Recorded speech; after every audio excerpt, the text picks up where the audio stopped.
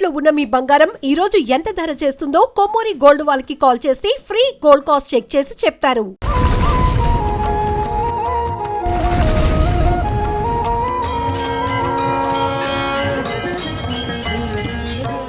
TV ప్రేక్షకులకి నమస్తే. 100 ఏళ్ల ఆలయం సనాతన వైభవం sponsored by Sharma gold company. ఈరోజు మనము అంటే ఆషాఢ మాసం రాగానే మొత్తం అంతా జాతర హంగామా నడుస్తుంటుంది. కాబట్టి ఈరోజు నేను వచ్చేసిన సికింద్రాబాద్లో ఉన్న ఉజ్జయిని మహంకాళి అమ్మవారి దగ్గరికి.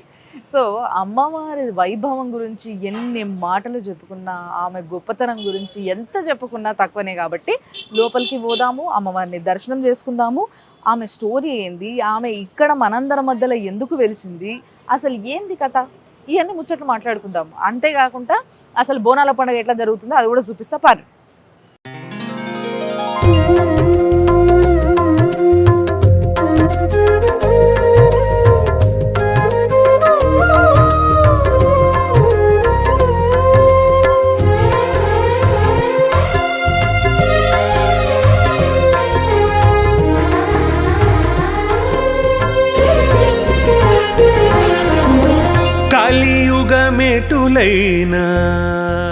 సో మార్కెట్ రోడ్లా చాలా బిజీ ఉంటుంది. ఇక ఎట్లా ఆషాఢ మాసం మొదలైంది, కానీ మీకు తెలుసు కదా ఫస్ట్ గోల్కొండలో జరుగుతాయి జాతర. సో బోనాల పండుగ ఫస్ట్ గోల్కొండ నుంచి మొదలు. కాబట్టి ఈడ ప్రస్తుతానికి కొంచెం మామూలుగా ఉన్నారు జనాలు. ఇంకొక వారం 2 వారాల తర్వాత మాత్రం అసలు కాలు పెట్టడానికి జాగ ఉండదు. కాబట్టి ఇప్పుడే దబ్బునొచ్చి, అంటే ఇప్పుడు కూడా బోనాలు చేస్తూ ఉంటారు. కొంతమంది భక్తులు ఎవరైతే చాలా జనాభా ఉన్నప్పుడు లోపలికి పోలేరో, అంటే ఎక్కువసేపు లైన్లో నిలబడలేని వాళ్ళు, చిన్నపిల్లలు ఉన్నోళ్ళు, చాలాసేపు టైం ఇయ్యలేని వాళ్ళు, ఇట్లాంటి వాళ్ళు మాత్రం ముందుగానే ఎప్పుడైతే ఆషాఢ మాసం మొదలవుతుందో అప్పుడే ఇట్లా మంగళవారాలు ఆదివారాలు బోనాలు చేస్తూనే ఉంటారు ఈడ. సో బోనాలు చేసుడు, వడిబియ్యాలు పోసుడు, అమ్మవారికి ఈ ఆటలు పోసుడు, ఇవన్నీ కూడా జరుగుతున్నాయి అన్నమాట. సో ఇప్పుడు ఉజ్జయిని మహంకాళి అని మనం అంటున్నాం కదా. నిజానికి చెప్పాలంటే చాలామంది, అంటే మీరు ఒకవేళ ఇండోర్లో ఉన్న ఉజ్జయిన్ మహంకాళేశ్వర్ ఏదైతే జ్యోతిర్లింగం ఆ పక్కనే అమ్మవారిది శక్తిపీఠం ఉందో ఆడికి పోయిన వాళ్ళకైతే ఇన్ఫర్మేషన్ తెలిసే ఉంటుంది. ఉజ్జయిని మహంకాళి అని వాళ్ళు కూడా అన్నారు. యాక్చువల్గా తెలుసా మీకు, ఉజ్జయిని మహంకాళేశ్వర్ ఉంటాడు కానీ మహంకాళి ఉండదు అక్కడ. వాళ్ళు ఆ అమ్మవారి యొక్క ఏదైతే ఇంకో పేరు ఉంటుందో సిద్ధదాత్రి అని, ఆ పేరుతో పిలుచుకుంటారు వాళ్ళాడ. బట్ ఇక్కడ మాత్రం ఆమెని పిలిచినట్టు కాకుండా కొంచెం డిఫరెంట్గా మహంకాళి అని పిలుచుకుంటాం అనమాట. బట్ అక్కడ అమ్మవారికి ఇక్కడ అమ్మవారికి ఒక కనెక్షన్ ఉంది. ఆ కనెక్షన్ ఏందనేది చెప్తా. సో ఇప్పుడు మనం అమ్మవారి దర్శనం కోసం అని లోపల పోతున్నాం. ఈ గుడి చూడండి ఒకసారి. యాక్చువల్గా చెప్పాలంటే పెయింట్లు వేసి తయారు చేసిర్రు, అండ్ లోపల జనాలు కూడా చాలామందే ఉన్నారు. బట్ ఇంకొన్ని రోజులైతే ఇంకా ఫుల్గా బోనాలు ఉంటాయి అన్నమాట. రండ్రి ఈడనే ఘటం ఎక్కుడు ఇలాంటివన్నీ కూడా అయితే, అంటే మొత్తం 3 రోజుల పండుగ ఉంటుంది అన్నమాట. ఏ వారం అయితే ఇక్కడ పండుగ జరుగుతుందో అప్పుడు ఒక రోజేమో బోనాలు, తర్వాత రోజేమో జాతర జరుగుతుంది, దాని తర్వాత రోజు ఘటం ఎక్కుడు అని చెప్తారు కదా, అది జరుగుతుంది అన్నట్టు. ఆ ప్రోగ్రాం గురించి కూడా మాట్లాడుకుందాం.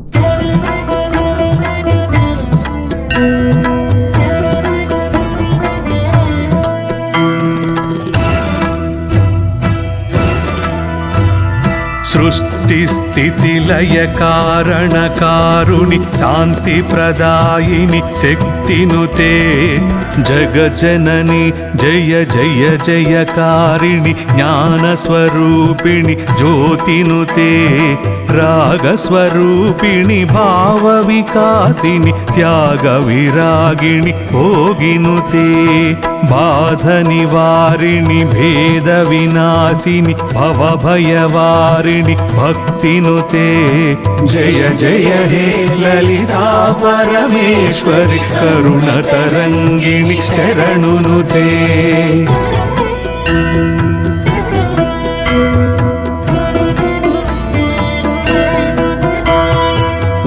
ఐం హ్రీం శ్రీం శ్రీమాత్రే శ్రీమత్సింహాసన జననినుతే జయ జయ హే లలితా పరమేశ్వరి కరుణ తరంగిణి శరణునుతే.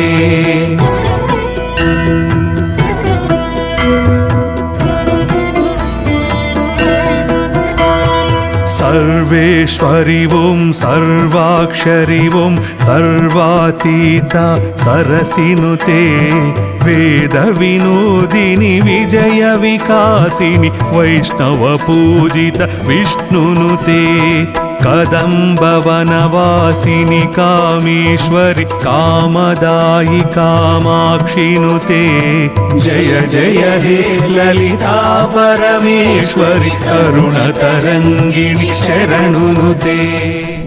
మరి ఈరోజు అమ్మవారి గురించి తెలుసుకోవాలి అని అంటే మనకి ఒక పెద్ద మనిషి చెప్తే దానికి వచ్చే అందమే వేరు. కాబట్టి ఈరోజు నా ముందున్నారు రాజగురు శ్రీ వేణుమాధవ శర్మ గారు. ఆయన శ్రీ విద్యా పండితులు. ఆయన కనిపిస్తే చాలా మంది గుడికి వచ్చేటోళ్ళు ఉంటారు ఆయన కోసము. బట్ ఆయనతోనే ఈరోజు మనం కూర్చొని అసలు అమ్మవారి గొప్పతనం గురించి చెప్పించుకున్నాం. సో నమస్తే. మరి అమ్మకి ఎన్నో పూజలు చేస్తుంటారు కదా.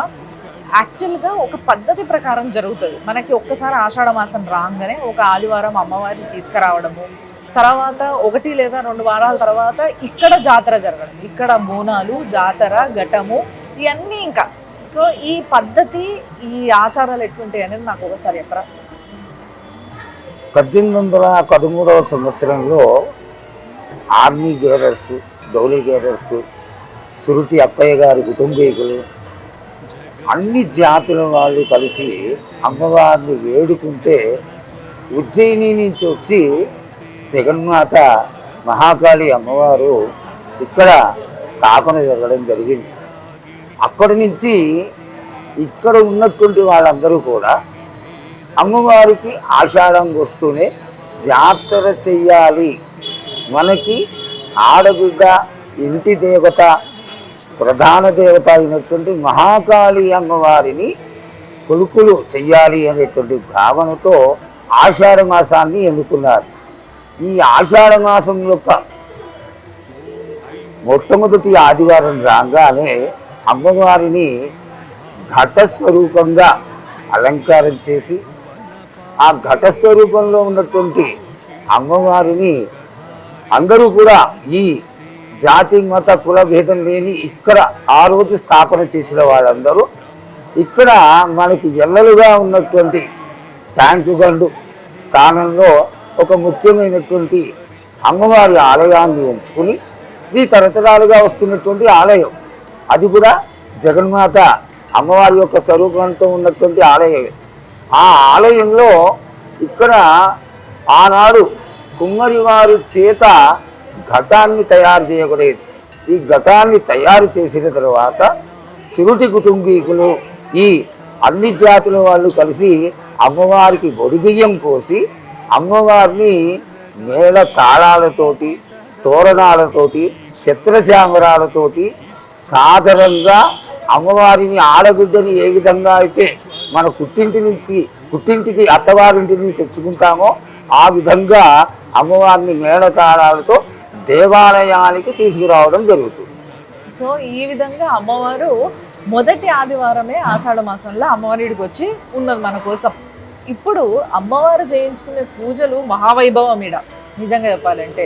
అంటే బోనాల పండగ రోజు అసలు కాలెట్టేటందుకు సందే ఉండదు. బోనాల పండగ మళ్ళీ అది 3 రోజుల జాతర. ఆ జాతర ఎట్లా జరుగుతుందో చెప్పండి. కొంతకాలం క్రిందట వైదిక అడ్వైజర్లందరూ నిర్ణయించి అమ్మవారికి చండీ హోమాన్ని, అమ్మవారి ఆలయంలో నిత్య అభిషేకాలు, అర్చనలు ఇవన్నీ మొదలుపెట్టడం జరిగింది. అయితే మొట్టమొదటి ఆదివారం రోజున తెల్లవారుజామున 6:30-7 గంటలకి, మొట్టమొదట 6 గంటలకి సుప్రభాత దర్శనం అయిన తర్వాత మూలమూర్తికి అభిషేకాలు, ఆ తర్వాత ఆలయ మంటపంలో అందరూ సస్యశ్యామలంగా అమ్మవారి యొక్క ఆశీర్వాదంతో ఇన్ని లక్షల మంది కూడా సుఖశాంతులతో తిరిగి ఇళ్లకు వెళ్ళి వారి యొక్క ఆనందాన్ని చక్కగా పంచుకోవాలనేటువంటి ఒక ఆసక్తితో మహాగణపతి హోమం జరుగుతుంది. ఈ మహాగణపతి హోమం లోక కళ్యాణార్థమే జరుగుతున్నటువంటిది. ఇది జరిగిన తదనంతరం 2 గంటల వేళ అమ్మవారిని ఎదురుకు రావడానికి ఆలయాన్నించే వెడతారు. వెళ్ళి సాయంత్రం 6:30-7 గంటలకి ఇందాక చెప్పిన విధంగా అమ్మవారి దేవాలయంలో అలంకృతయ్యి ఘట స్వరూపిణి. ఘటం అంటే ఏమిటి? మనం ఏదన్నా ఒక విశేషమైనటువంటి కార్యక్రమం చేస్తే యజ్ఞయాగాది క్రతువులలో వైదికంగా కలశ స్థాపన చేస్తాం.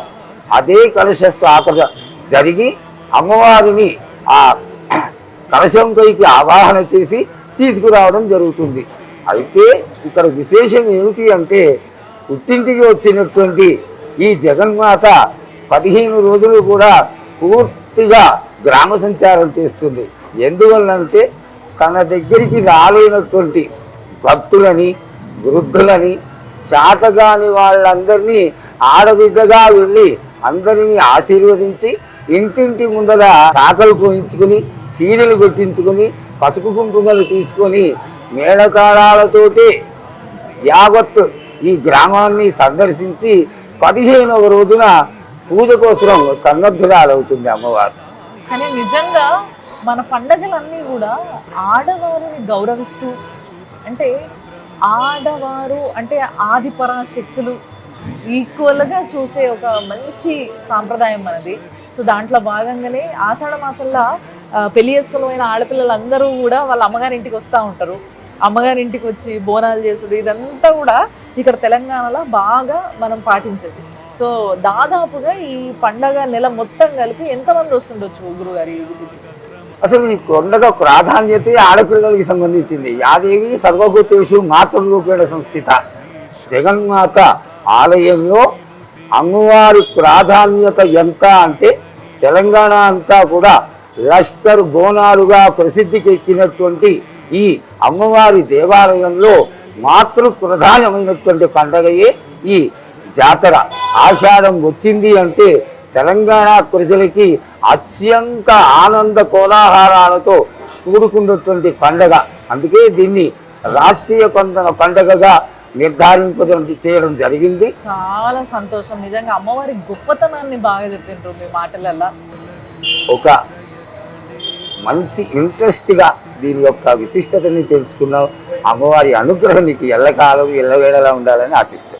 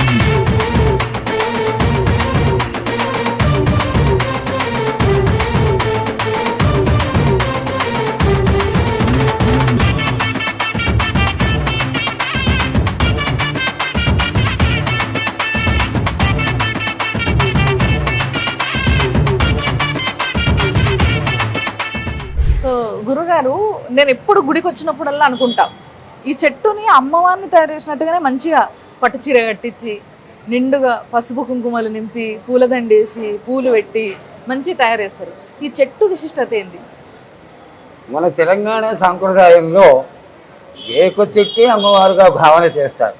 అయితే ఏనాడైతే 250 సంవత్సరాల క్రిందట అమ్మవారిని తీసుకొచ్చి ఇక్కడ స్థాపన జరిగిందో ఆ రోజుకి ఇక్కడ ఉన్నటువంటి చెట్టు 200 సంవత్సరాలుగా పెరుగుతూ పెరుగుతూ పెరుగుతూ శాఖోకు శాఖలుగా 3 అంతస్తులకి చేరిపోయింది అమ్మవారు.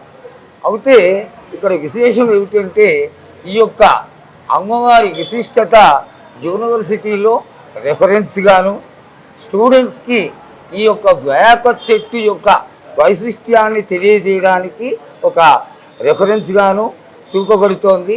అలాగే అమ్మవారి ఎదురుగుండా రాజమాతంగి అనేటువంటి పరివార దేవత స్థాపన జరిగి అమ్మవారు ముందుగా ఉంటుంది. అక్కడే రంగం కార్యక్రమం జరుగుతుంది.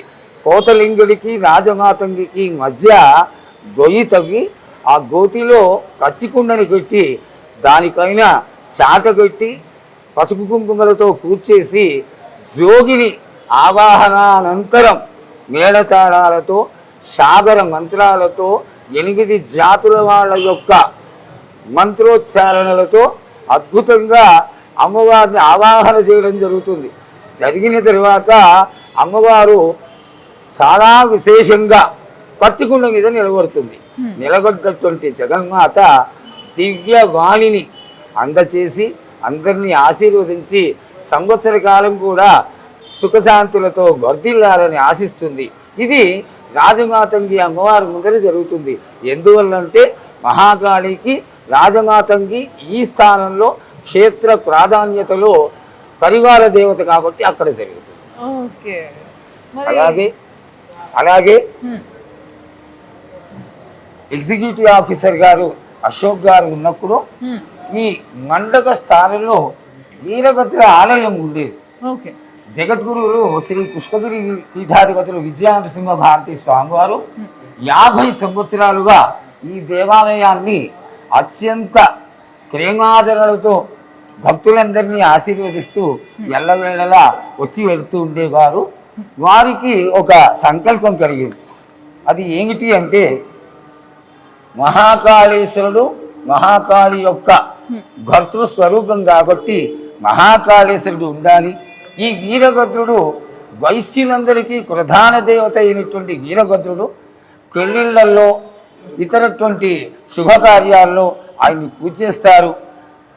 ఏ విధంగా చేస్తారంటే రాత్రంతా మేలుకుని వీరభద్ర కళ్యం అనేటువంటి ఒక క్రియతో కత్తిని చూపిస్తూ ఆ కత్తితో గ్రామం అంతా సంచారం చేసి మేళతాళాలతో తెల్లవారుజామున ఇంటికి వెళ్ళి పెళ్లి సన్నాహాలు చేసుకుంటారు. ఇది తరతరాలుగా ఈ ప్రాంతంలో వస్తున్నటువంటి ఒక ఆచారం కాబట్టి ఆ ఆచారానికి అనుగుణంగా మహాకాళేశ్వరుడిని వీరభద్రుడిని ఈ యొక్క అమ్మవారి ఆలయంలో ప్రతిష్ఠింపచేయడం జరిగింది. జగద్గురువులు స్వయంగా వారి హస్త కమలాలతో మహాకాళేశ్వర ప్రతిష్ఠ, వీరభద్రేశ్వర స్వామి ప్రతిష్ఠ, నందీశ్వరుడు, గృంగి మొదలకు పరివార దేవతలన్నింటినీ కూడా ఈ మహాకాళేశ్వర దేవాలయంలో ప్రతిష్ఠింపజేయడం జరిగింది. చాలా సంతోషం. అంటే యాక్చువల్గా చాలామంది ఈ గుడికి వచ్చిన వాళ్ళకి ఈ గుడి సెపరేటు ఆ గుడి సెపరేటు అసలు సంబంధం లేదేమో అనుకుంటారు. కానీ పరివార దేవతల కింద ఇంతమంది దేవుళ్ళను లోపల ప్రతిష్ఠించడం జరిగింది అంటే ఇక్కడ ఎంతమంది పెద్దవాళ్ళు వచ్చి ఎన్ని ఆలోచించిన తర్వాత ఇట్లా దేవుళ్ళని ఏ స్థానంలో ఏ దేవుడిని పెట్టాలి. ఇక్కడ మాత్రం ప్రతి పెండ్లకి వైశ్యులలో ఖచ్చితంగా మేళతాళాలతో వస్తాను. రాత్రి వీరభద్రుడికి అల్లి పెట్టి ఆ మేళతాళాలతో ఊరంతా తిరుగుతారు. తిరిగి తెల్లవారుగాను పెళ్లికి వెళ్తారు. వీరభద్రుడు ప్రధాన దేవత. ఈ ప్రాంతంలో వీరభద్రుడు ఉండేవారు. వీరభద్రుడు అందుకని ప్రతిష్ఠ చేశారు. అమ్మవారికైనా అయ్యవారికైనా వీరభద్రుడే కదా. ఇద్దరికి ఆయన క్షేత్రపాలకుల్లో ఎక్కడ పోయినా ఉంటాడు. వీరభద్ర చెప్తుంటారు కదా, అది కారణం అన్నమాట.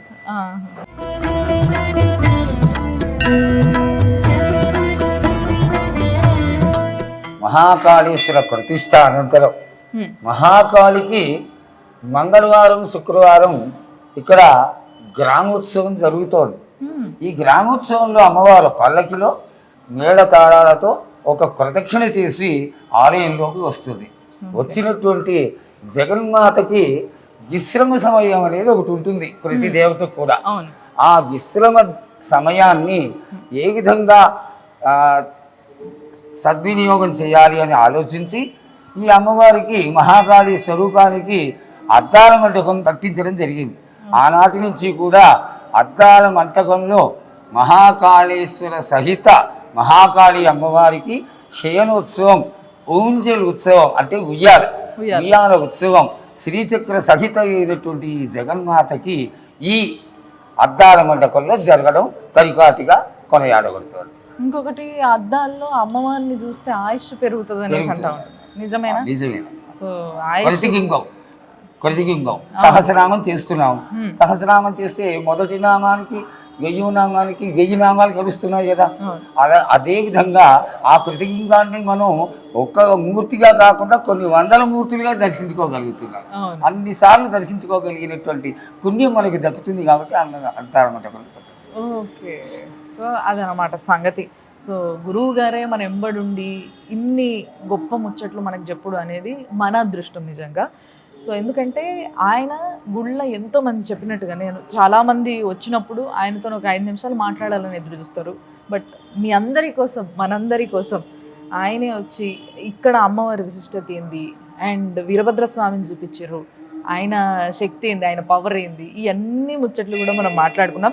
ఇంకొన్ని ముచ్చట్లు మనం మాట్లాడుకుందాము. బట్ ఇక్కడికి గురువుగారికి మనం విశ్రాంతి ఇద్దాం. గురువుగారు చాలా సంతోషం, మీరు చాలా చాలా హ్యాపీగా ఫ్రీగా వచ్చి మాతో మాట్లాడినరు అండ్ చాలా విశిష్టత చెప్పిండ్రు. తప్పకుండా మళ్ళా ఎప్పుడు గుడికి వచ్చినా మిమ్మల్ని కలవకుండా పోమయ్యా. ఎప్పుడు ఇట్లా వస్తూ ఉండాలని ఆశిస్తాను. Thank you.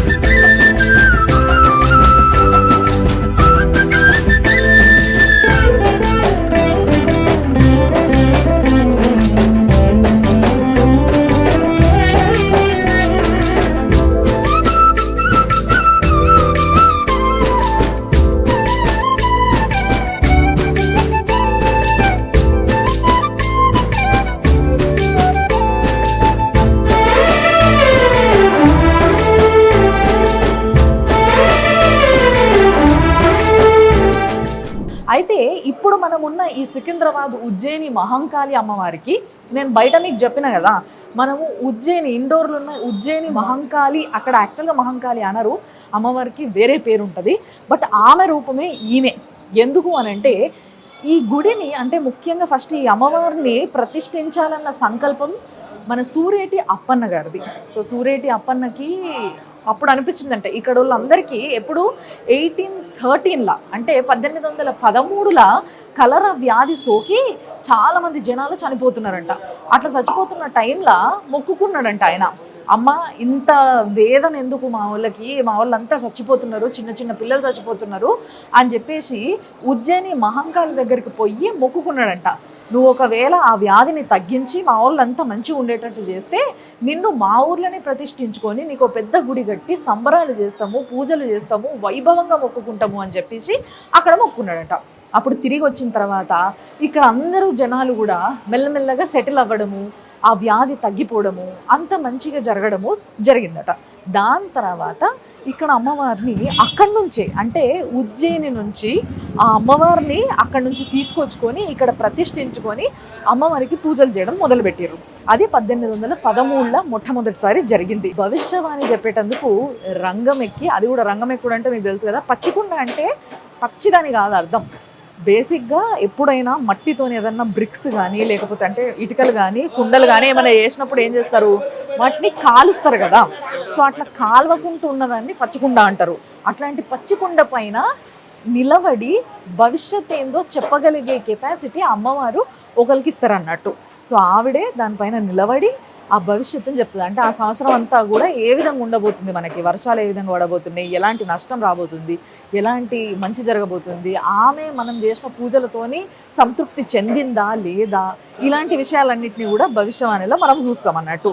సో ఇదంతా జరుగుతుంది. సో ఇలాంటి వేడుకలకి ఎంతోమంది లక్షలాది మంది జనాలు ఎక్కడెక్కడి నుంచో ఇడికి వస్తారు. ఇక ఇదైతే మీకు తెలుసు మొత్తం ఇంటి మధ్యలోనే, అన్ని ఇల్లులు షాపుల మధ్యలోనే ఉంటుంది ఈ గుడి. ఇక చూడుండ్రి, చాలామంది పిల్లలు పుట్టాలని చెప్పేసి లేకపోతే పిల్లలు పుట్టిన తర్వాత మొక్కుకున్న వాళ్ళు ఇట్లా తొట్టెలు కడతారు. సో మొక్కుకున్న కోరిక తీరిన తర్వాత చాలామంది వచ్చి ఇట్లా తొట్టెలు కడతారు, కొంతమంది ఇట్లా చిన్నవి కడతారు, కొంతమంది ఏమో పెద్ద పెద్ద ఇట్లా రంగులు పేపర్లతో కవర్లతో తయారు చేసినవి ఉంటాయి కదా తొట్టెళ్ళు, అలాంటి తొట్టెళ్ళు కూడా తీసుకొచ్చి ఇట్లా పెద్ద పెద్ద బండ్లల్లో తీసుకొచ్చి మరీ ఇక్కడ కట్టేసిపోతారు బయట. సో తొట్టెళ్ళు కట్టుడు, ఘటాలు, మళ్ళా బోనాలు, మళ్ళా ఇలాంటివన్నీ కూడా ఇక్కడ మనం చూస్తాం అన్నట్టు బేసిక్గా. అండ్ ఇంకొకటి ఏంటి తెలుసా, ఇప్పుడు కరెక్ట్ ఈ చెట్టు ఉంది కదా, ఈ యాప చెట్టుకి వెనకాల పూర్వంలో ఒక బావి ఉండేదట. ఆ బావిలో నీళ్ళు ఉండేవి. అండ్ దాంతోపాటు ఒకరోజు ఏం జరిగిందంట అంటే, ఇట్లనే పండగ రోజులల్లో రంగం ఎక్కుతారు కదా, రంగం ఎక్కిన ఆమెకి అమ్మవారు పూంటుంది కదా, అప్పుడు ఆమె చెప్పిందంట, నేను ఇక్కడనే ఈ బాయిలు ఉన్నా, నన్ను బయటికి తీయండి అని చెప్పేసి ఆమె చెప్పిందంట. చెప్తే అందరు ఆశ్చర్యపోయి ఆ బాయిలో చూస్తే ఇప్పుడు ప్రస్తుతం లోపల గర్భగుళ్ళ మనం ఉజ్జయిని మహంకాళి అమ్మవారు పక్కనే ఇంకొక చిన్న అమ్మవారిని చూసినాం కదా, ఆమె పేరు మాణిక్యాలమ్మ. సో ఆ మాణిక్యాలమ్మ ఆ బాయిలో దొరికిందనమాట. అందుకోసమే ఆమెను కూడా సమంగా అక్కడనే పక్కకు కూర్చోబెట్టి పూజలు చేస్తున్నారు. చూసారు కదా, ఇక్కడ మొత్తం నిమ్మకాయ దీపాలు. ముఖ్యంగా ఈ అమ్మవారు పరివార దేవత. ఈ అమ్మవారి దగ్గరనే బోనాలు ఎక్కిస్తారు అన్నట్టు. బోనం అంటే తెలుసు కదా, మన తెలంగాణ సంస్కృతి గొప్పతనమే అది. అసలు మనకి తిండి, గాలి, నీరు, మనకి ప్రాణవాయువులన్నీ ఇచ్చిన అమ్మవారికి తిరిగి అమ్మ నువ్వు ఇచ్చినందుకు థ్యాంక్స్ ఎట్లా చెప్పాలనో అర్థమైతలేదు అని చెప్పేసి బోనం రూపంలో ఆమెకి భోజనం తీసుకుపోయి పెడతాం అన్నట్టు. అంతే కదా, ఆమెని పూజించడానికి ఆమె సృష్టించిన పూలు, ఆమెని పూజించడానికి ఆమె కడుపు నింపేటందుకు ఆమె మనకి పెట్టిన తిండినే మళ్ళీ తిరిగి ఆమెకి పెట్టే గొప్పదనమే ఈ బోనాల పండగ. అందుకోసమే ఇది రాష్ట్రీయ పండగ అయింది. మన తెలంగాణ పండగ బోనాల పండగ.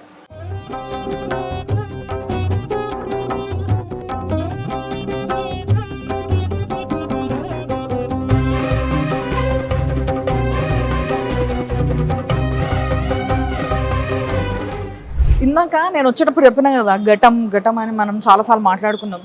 ఇదే అమ్మవారి ఘటం అంటే బేసిక్గా లోపలంతా కూడా కలశం అన్నట్టు.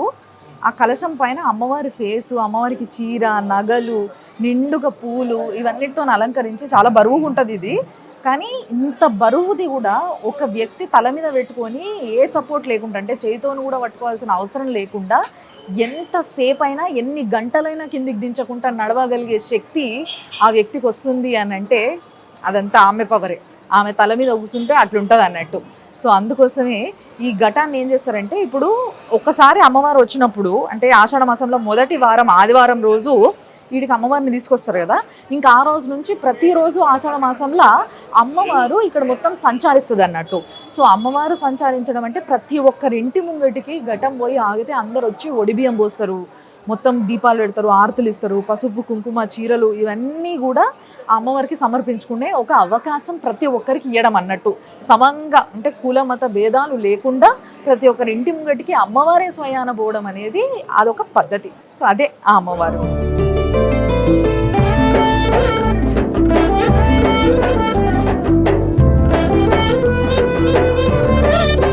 చూసారు కదా, అదనమాట ఉజ్జయిని మహంకాళి అమ్మవారి దర్శనం. ఎంత మంచిగా అనిపించిందో నిజంగా. అంటే ఎంతోమంది ఎందుకు వస్తారో తెలుసు కదా, ఆ అమ్మవారి శక్తి ఆడ కూర్చొని మనందరం మొక్కుకున్నది నేనున్నా నేను చూసుకుంటూ బిడ్డ అన్నంత మాత్రాన ఎంత ఆనందం కలుగుతుంది మనకి, ఎంత ధైర్యం వస్తుంది. ప్రతిరోజు పని చేసుకోవడానికి ఒక ప్రతిదాన్ని ఎదుర్కోవడానికి ఒక ధైర్యం కావాలి కదా మనకి, అది ఆమె ఇచ్చి పంపిస్తుంది అన్నట్టు ఆమె దగ్గరకు వస్తే. సో అలాంటి దర్శనం మీకు కావాలంటే, అలాంటి ధైర్యం మీకు కావాలంటే తప్పకుండా అమ్మవారిని దర్శించుకోవాలి. మీరు కూడా వచ్చేసేది సికింద్రాబాద్ మార్కెట్లో ఉన్న ఉజ్జయిని మహంకాళి అమ్మవారి టెంపుల్కి. సో ఇది ఈ వారం 100 ఏళ్ల ఆలయం సనాతన వైభవం, sponsored by Sharma gold company. చూస్తూనే ఉండేది సుమన్ టీవీలో. యాంకర్స్ డ్రెస్ కటసి sari house, OU colony, Shaikpet, Hyderabad.